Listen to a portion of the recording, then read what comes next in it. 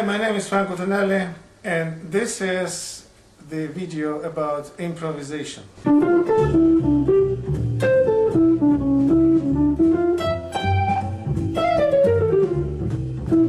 Improvisation is a process of musical self-expression created by one or more musicians in the moment of playing. So the true improvisation is the musical lines and fantasies created during the process of playing or during the concert or musical jam. Improvisation falls basically into two major groups: conditioned or non-conditioned. Conditioned improvisation, as we see from the name itself, is somehow limited by style, as for free improvisation is not limited by any style.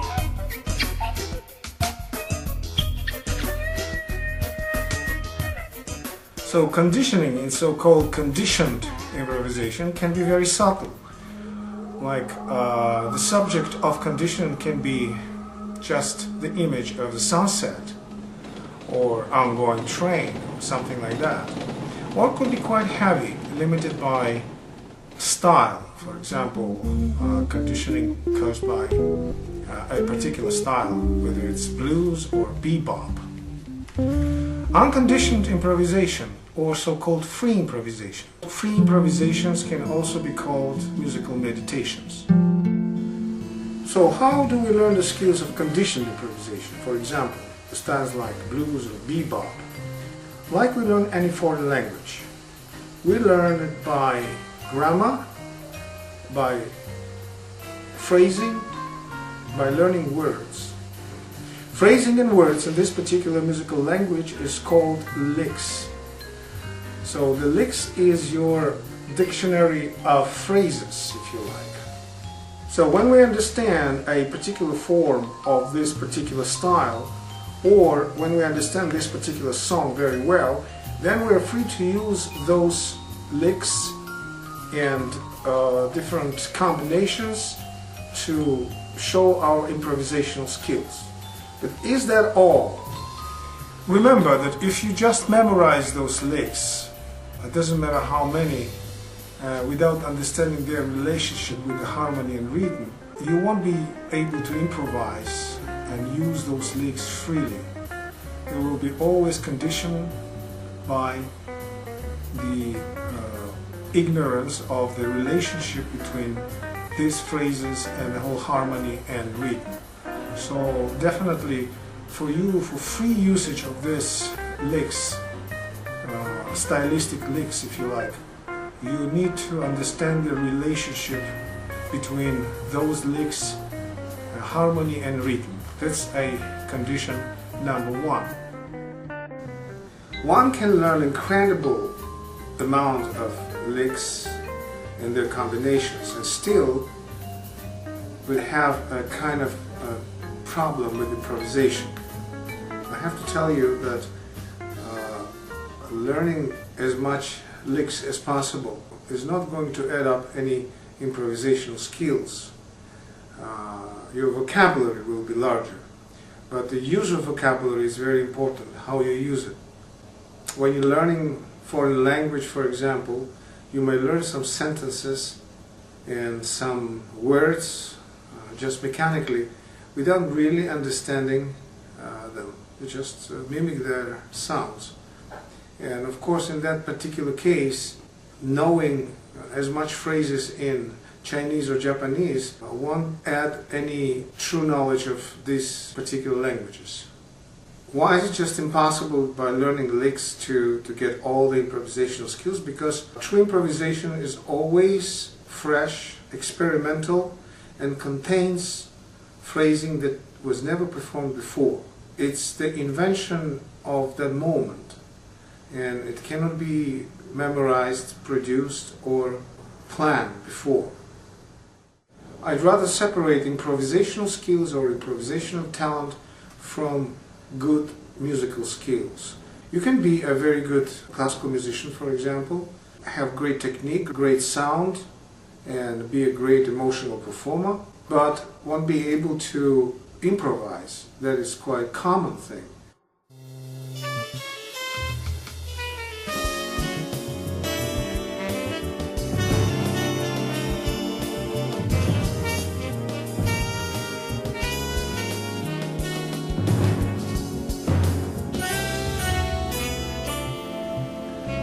What develops and gives you that freedom eventually is unconditional improvisations. Unconditional improvisation is also called as free improvisations. For vast majority of musicians, especially non-jazz musicians, these improvisations has no absolutely practical use because they don't sound like composition. They don't sound like something they can. It doesn't sound like it can be sellable. It's experimentation with the sounds and finding interesting and new combination of the sounds or your licks, phrasing, harmony, and so on.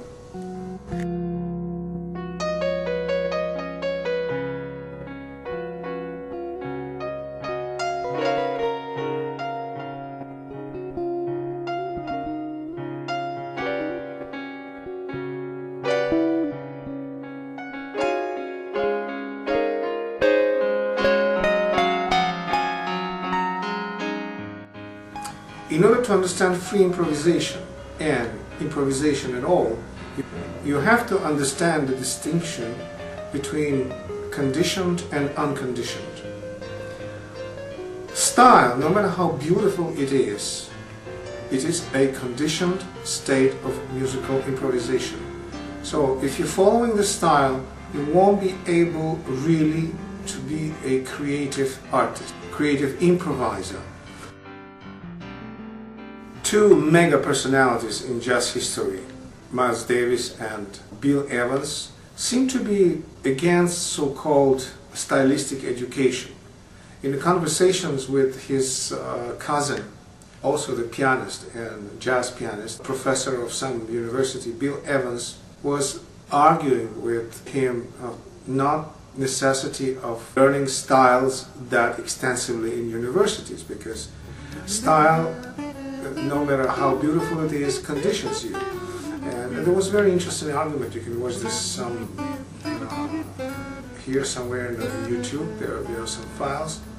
Miles Davis expressing his creative thoughts about how improvisers should work. And he also insists on preluding or free improvisations rather than monkey mimicking of some popular or great pianist. What's new? How is the world treating you? For simplicity, let's look at the improvisation in its 4 levels. Level number 1, mechanical but random repetition of the style learned, understanding relationship between harmony, phrasing, and rhythm. Number 2, more natural use of the conditioned style, perfect mimicking and phrasing. I call that improviser a master of the combinations.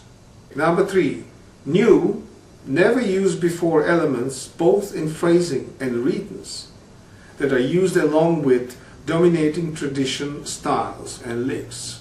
That's what I called beginning of the creativity. Number 4, creating a new style based on the old, while phrasing rhythms are new to the world but not yet revolutionary. I call them great masters. And number 5, revolutionary approach, which is the highest of all, but for some reason is the less popular of all. Quincy Jones was once asked, what is a jazz record? And he gave a very cute answer. Well, if it sells over 10,000, it's not jazz anymore.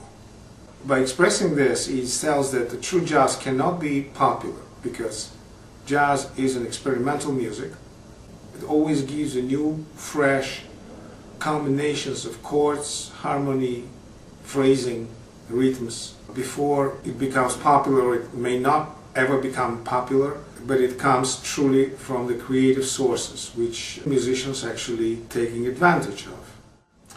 So my advice to young improvisers to dedicate as much time to the preluding and to the free improvisations as they do for learning styles. Learning styles, of course, will make you to survive and have some jobs, but if you're a really truly creative musician and you won't go beyond that, you definitely need to understand unconditioned source of free improvisations, which gives you or potentially can give you some great ideas. It is important to have these sessions of free improvisations alone or with your friends and with musicians that you play with.